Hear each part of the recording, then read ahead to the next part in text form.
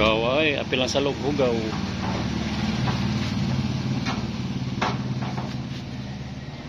Itong kitang-tang ang condenser kaya itong electrist.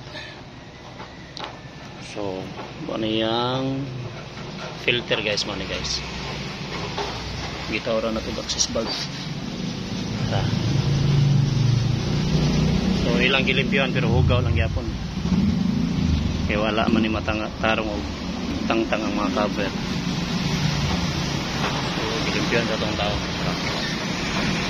So, wheel. Gilimpyuhan tarong wheel.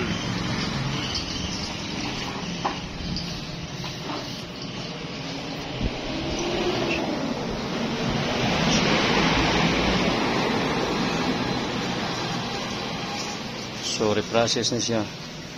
Nya, limpyo gamay. Nya, sabihan mag-system reprocess. I-check na to ng mga electrical wirings niya. Good ba ang compressor? Okay bang kapasitor? Switch. Kini siya, karaan niya nga aircon.